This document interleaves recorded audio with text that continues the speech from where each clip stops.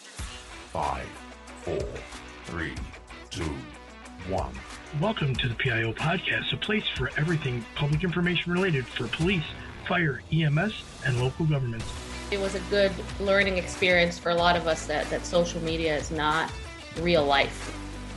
But we have to remember the media are very rarely a target audience. They're simply that conduit.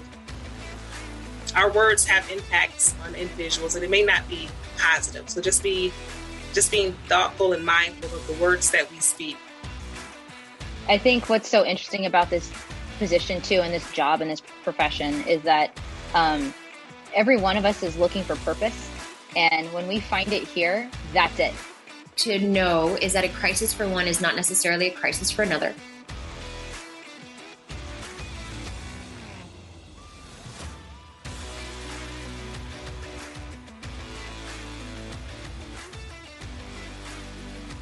Hey everybody, just wanted to get on here real quick and ask everybody if they enjoyed our content, if they've listened to us, if they want to keep us going, to help support the show. And you can do that by going down to the bottom of the show notes of today's episode and clicking the link and giving us a sponsorship or even just a one-time donation.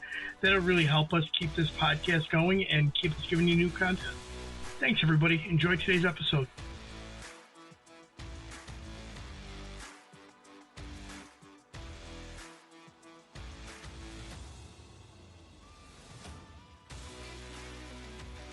Good morning. Today on the PIO podcast, I'd like to welcome Allison Waters-Merritt.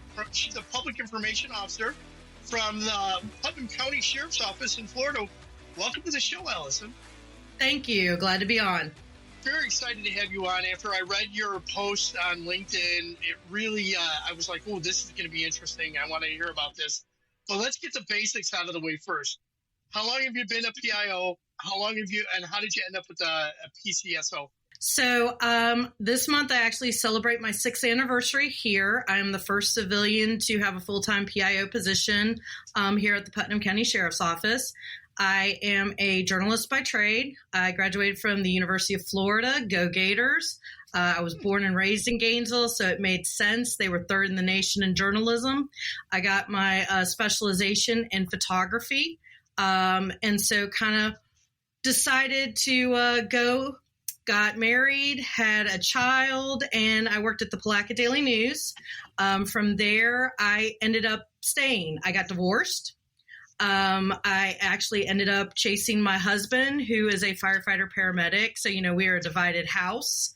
And I ended up staying here, loved the community, loved the environment, did everything at the newspaper possible, from advertising, graphic design, photography, story writing, magazine, anything and everything.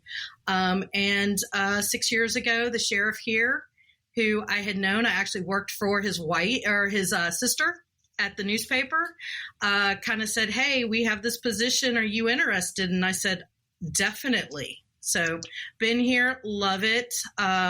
Could always use an extra hand, but I love what I do. All right, so let's some demographics for the Sheriff's Office. How many sworn, how many civilian professional staff? So we have 200 sworn. Of course, we run our jail, so that's corrections and patrol. And then we have 100 civilian and professional staff. And last, where is Putnam County located in Florida? We are located on the beautiful St. Johns River in Florida. The river runs north, and we are about 20 minutes from St. Augustine, 30 minutes from Daytona, and about 30 minutes from Gainesville. So we are right in the heart of beautiful North Florida. Okay, that's great. That gives everybody a better understanding of where you're located at. So let's get into the reason why I contacted you. I saw a post that you put out on LinkedIn, and it was talking about being approached by a media company for the show. So why don't you explain that first, and then we'll go further from there. Okay. So it's not unheard of for us to get inquiries here and there. Unfortunately, Putnam is a common name throughout the nation. I think there are 6 other Putnam counties. So over the years, I've gotten inquiries and people think we're Putnam, New York, or we think we're Putnam, Tennessee. Some of them are true for us. So we start out every conversation with, is this the right Putnam you want? And then we go from there. This company approached us back in September, said, hey, we have a new cop type show we want to pitch. It's going to be on the CW. Are you interested? And so from there, I instantly get with my command staff to let them know that there's a pitch, because what I've learned is if you don't give an immediate response, people tend to go around you. So my command staff always knows when I'm working any type of inquiry or show or anything like that.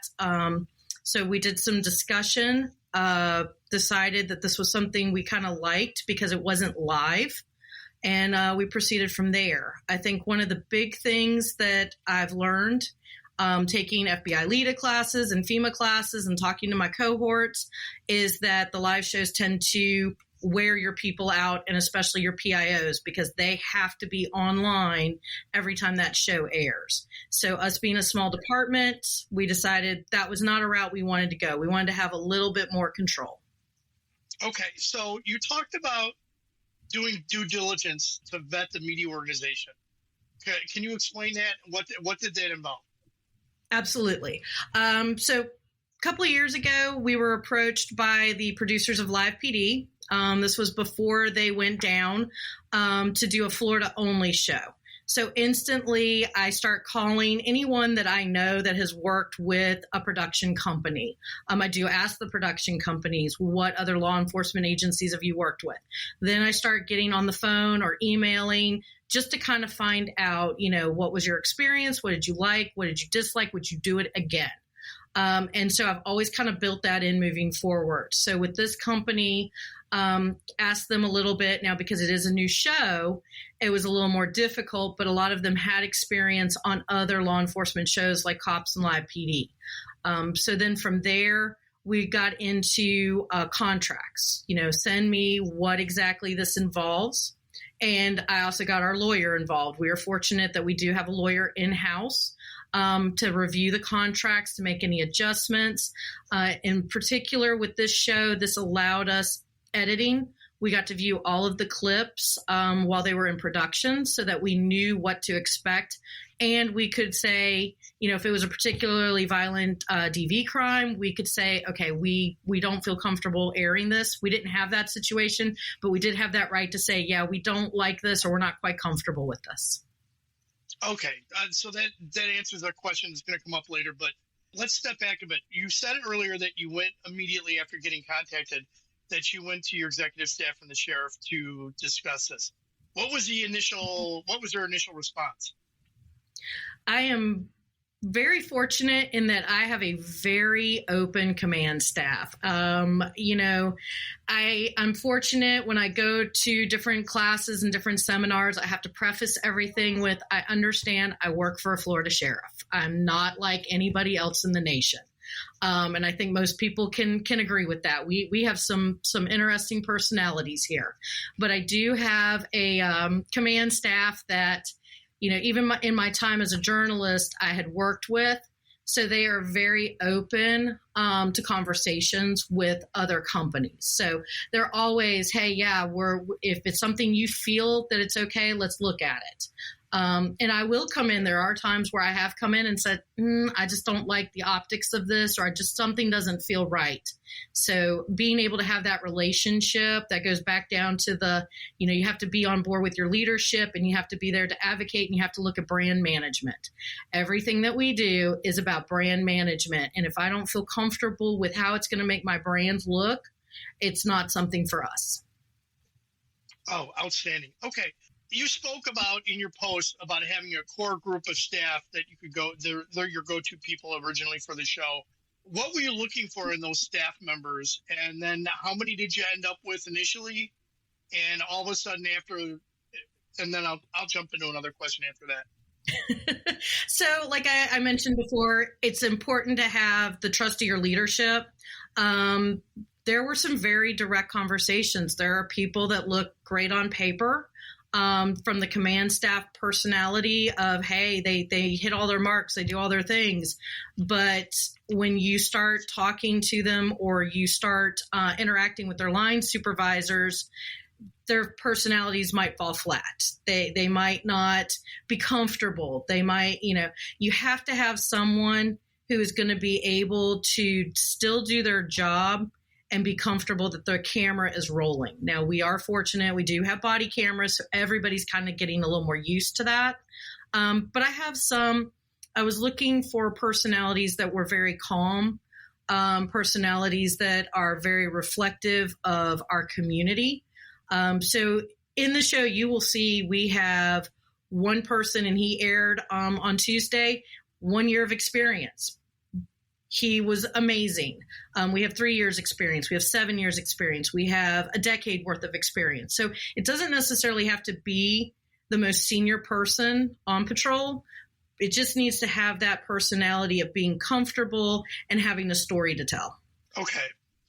How many staff members did you end up with initially that were interested in being on the show? I don't know. Interest is the right word. Some were voluntold. So I had a hit list.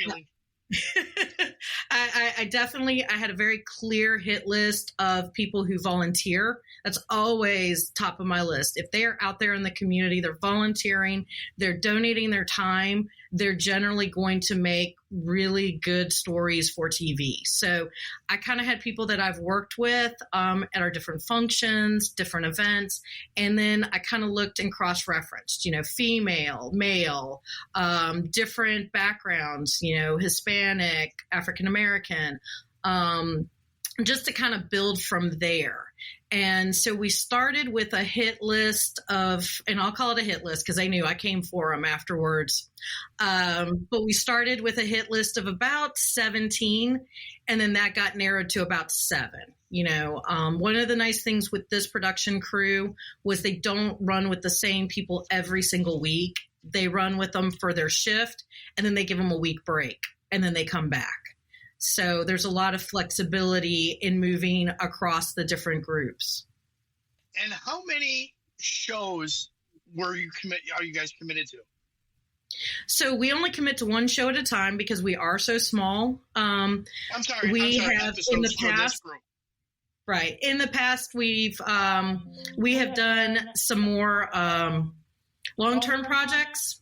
We've been on headline news with Haley Cummings. That is sort of our claim to fame nationwide. If you look at the Haley Cummings case, it was a 6-year-old kindergartner who went missing. Her body's never been recovered. It is an active murder case, and it's a cold case. So we do get that quite often. We revisit that one quite often. And so we've had Headline News come in and do a docuseries on that. We also have had Cold Justice come in and take 2 of our cold cases and work with our detectives.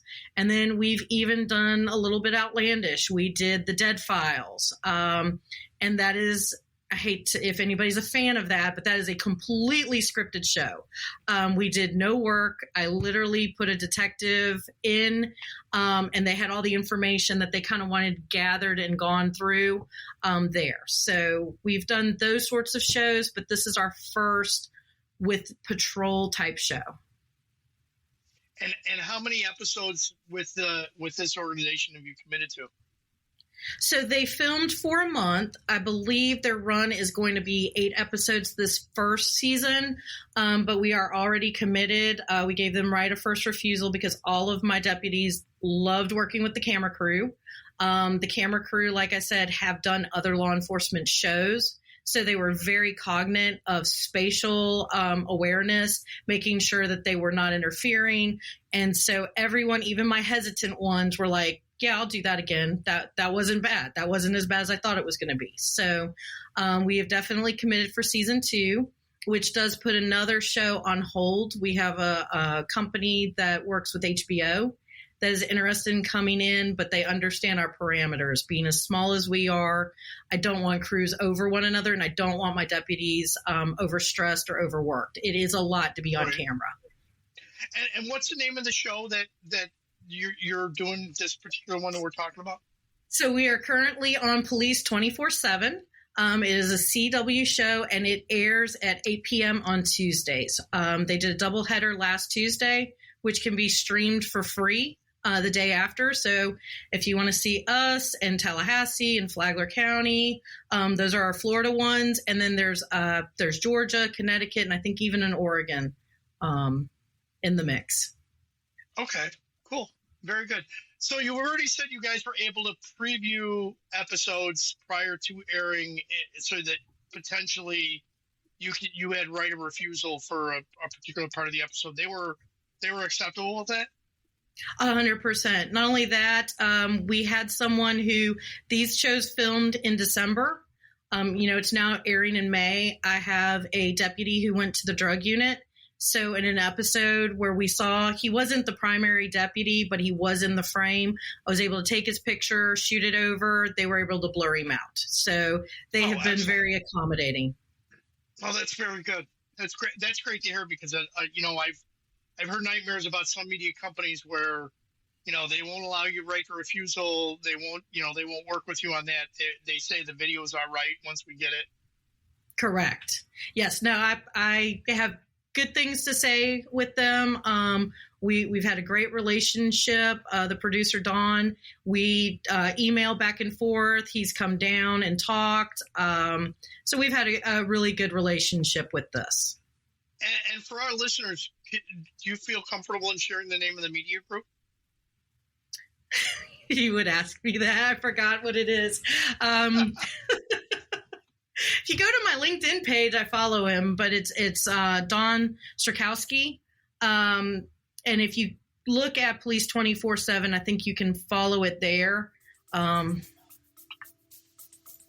to see if I've got it real quick. Let's take a quick break. Hi, I'm Dr. Miranda Melcher, host of the Just Access podcast. We bring you amazing interviews from the world of human rights and access to justice, from Dunja Mijatovic, Council of Europe Commissioner for Human Rights, to Liz Evenson, International Justice Director at Human Rights Watch. Whether you're a law student or legal professional, human rights activist, or just want to stay up to date on what's happening with the world, the Just Access podcast is your go-to for inspirational stories and fascinating discussions about the state of human rights today. Search for Just Access on Spotify, Apple Podcasts, or wherever you get your podcasts.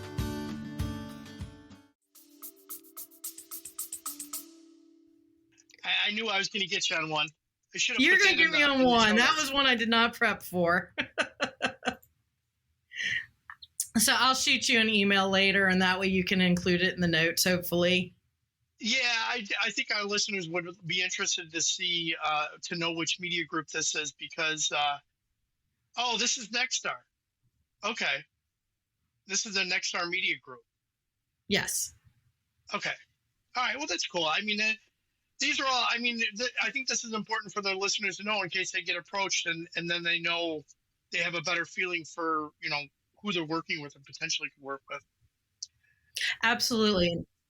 You've committed to a second year. How has the public in your community particularly taken to the video, if you've gotten any feedback from them? We got feedback pretty quickly. So Tuesday was the first airing. Tuesday night, we already had, I kind of put out something on our Facebook page, who's watching, had tons of responses. We're watching, had a lot of phone calls from the community, business leaders, basically saying that it was a coup for us. I couldn't have been happier with the episode. We did not take a single person to jail in the episode, but there was a lot of compassion. We had a gunshot victim, we had a potential DUI, and we also had a potential domestic violence situation. All of those were resolved calmly, professionally, no arrests made at the time. Our gunshot person was actually the suspect, so he did get a notice to appear and he got charges filed later. But everything was just outstanding and showed the compassion and how hard our deputies work every day to make the community better, and people need to see that. I agree. The number one thing I think we in law enforcement, we're always shy away from that. How do we make our agency look better? And if we can do it in this manner with a large media group that's willing to do it, what a great way for you to shine a light on your community, but also shine a light on what your deputies or officers are doing in your community every day, because we only see the bad things. The public only sees the bad things most times. So, and we're fortunate. I do have to say we are in a very pro law enforcement community.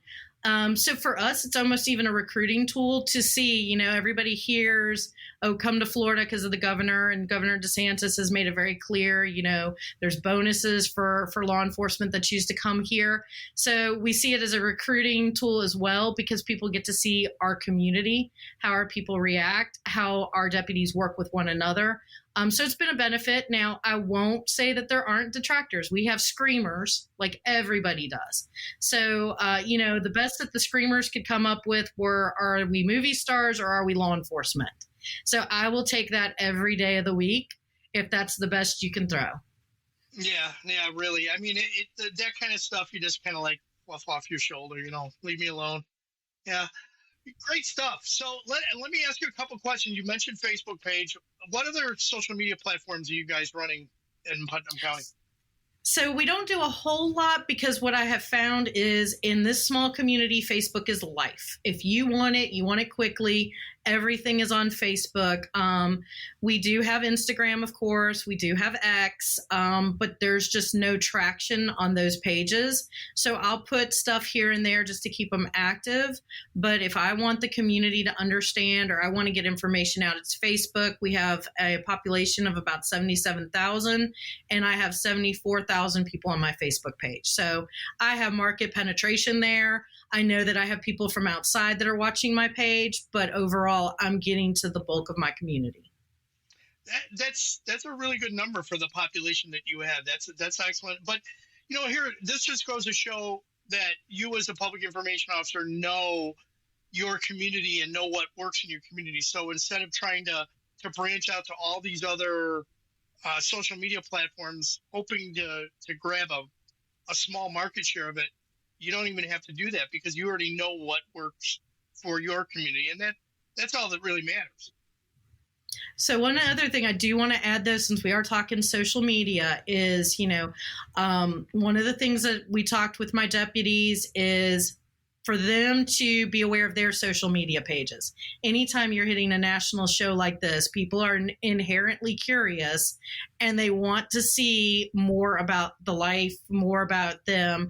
So, it's like, look, just go ahead, make sure that you've done the things you need to do, because people are going to be looking. Yeah, no, that's smart to do that. Did you do that before the show aired? Oh, yeah, absolutely. Outstanding. What a great, no, I mean, that's what you have to do. You have to teach them to look at their stuff that they have there now, clean it up if it's not clean, or just be cognizant of what potentially you could do or put in there that's going to paint you the wrong way. All you need is some person, like my father-in-law used to say, some yahoo in another part of the country to say something that they don't like, yes. and now you're in trouble for it. Yes. Yeah.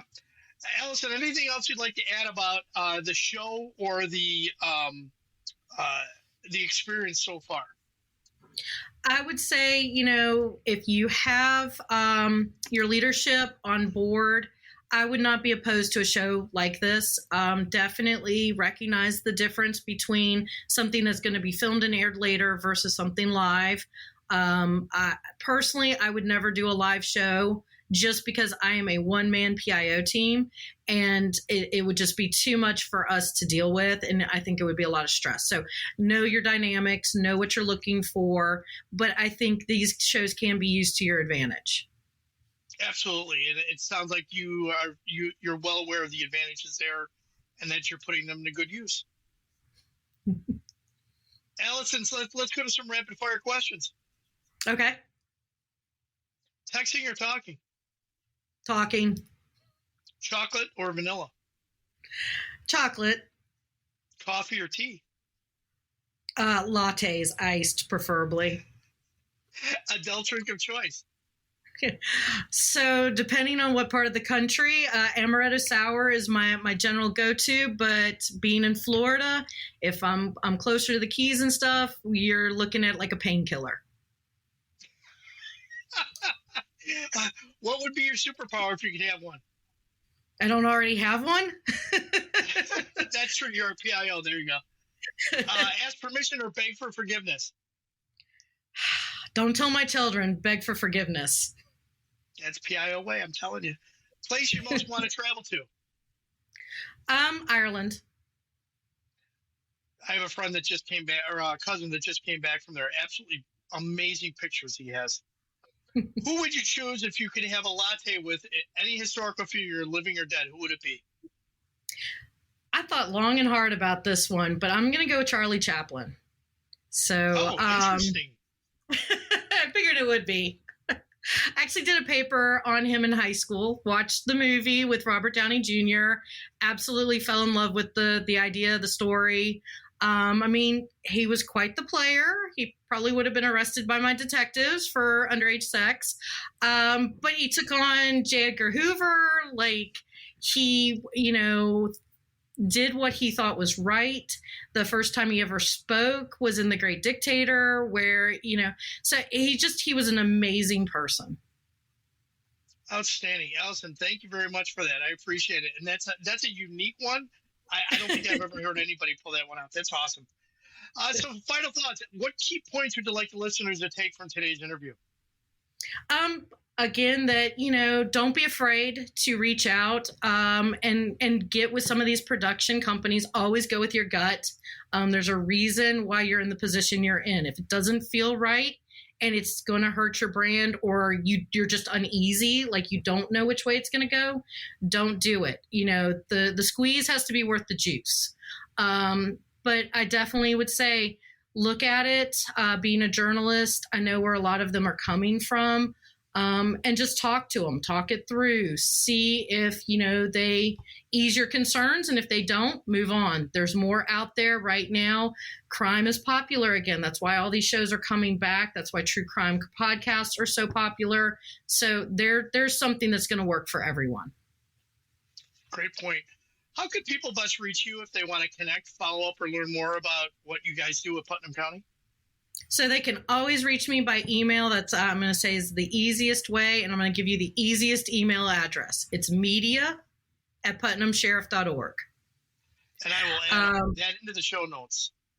And then, of course, my LinkedIn page, which is how you got a hold of me. I do have a fairly open Facebook page because all I do is put pretty pictures of my kids up. Or about Scouts. So anything in that nature, you can always message me, you can reach out to me, or you can email me. Thank you, Allison. And I'll add the LinkedIn. I will put your Facebook in there. I'll add the LinkedIn in the show notes as well. Allison, thank you very much for your time, and I appreciate the work that you're doing down there. Thank you very much. All right, thank you. That's all for this week. We hope you enjoyed this episode. Thank you for listening. Be sure to subscribe to the podcast to get notified on the latest episode.